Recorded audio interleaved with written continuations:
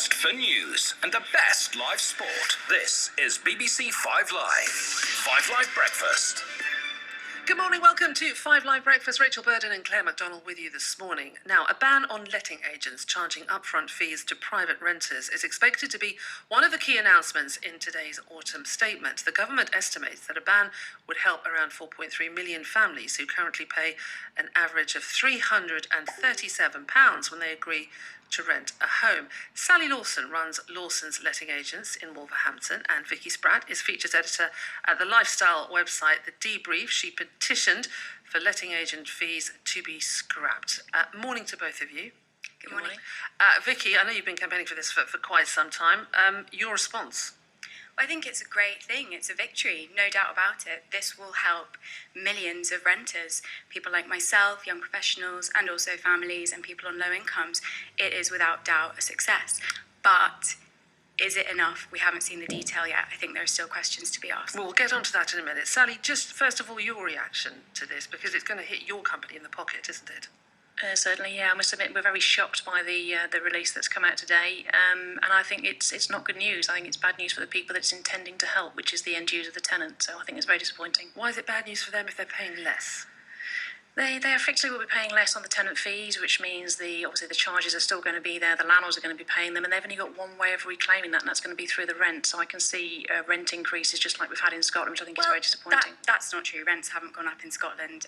They've risen no more than they have in England in recent years, which is because we have a housing shortage, so the cost of housing is going up. There is absolutely no evidence whatsoever in any of the independent reports that have been commissioned that banning fees in Scotland cause rents to go up. And indeed, we have one of the least regulated rental markets in Europe, and across Europe, rents don't go up because letting agents can't charge fees. Well, I would argue with that. If you listen to a lot of the reports, they're saying out there at the moment that rents in Scotland have gone up to over 4%, and in fact, over the same period, rents in England have actually gone down. But that's in cities. Overall, that's an in overall cities. figure. That's not Scotland overall. That's an overall statistic for the whole of Scotland. It's over 4%. It's gone up in Scotland, but it's actually gone down in the UK. Well, this is a risk. Figure. This is a risk, though, isn't it, I don't Vicky? If there's money there, and surely somebody's going to want to make it back. I don't buy that. I think that the problem is the idea that the rents will now have to go up is predicated on the idea that these fees were justifiable and necessary in the first place. They simply aren't. I've moved about 10 times in 10 years, and I have paid these fees. I've paid probably thousands now.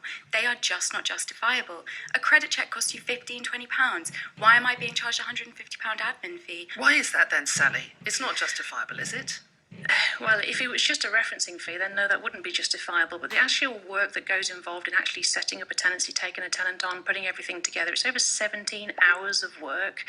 And we've got to remember here that what's happened over the last 2 years has been an increase in legislation on landlords and letting agents on the responsibilities of getting everything right, compliant, to make sure that the tenant is safe.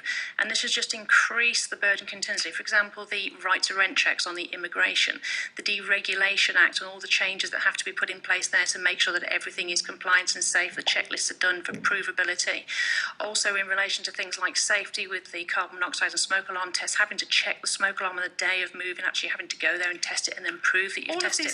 All of these things are very good points, aren't they, Vicky? You know, they've got more to do because it's more about the legislation has come in. It's more about the safety of the tenant, and surely they should be paid for that. So I have 3 things to say here. One, I think the cost of this should be borne by the landlord. If you think about renting as the inverse of owning a house, you are not gaining something every month by paying off your mortgage. You are pouring money into somebody else's pocket. The landlord, on the other hand, is making a profit. It's right that they should pay those charges. It's right that they should pay to make sure that their property is safe for habitation. That makes sense. Why should the tenant have to pay for these charges? Okay, and even if that is the case, though, how do you ensure, because I know you have a different view on this depending on which survey you've looked at, but how do you ensure that this cost is not then passed on to the renter? Because this is what this move today is supposed to all be about, to make it cheaper and more affordable for the hard-working families to rent in this country. As with anything, the devil's in the detail. We don't know what the detail is yet. I have so many questions about this. How is it going to be enforced?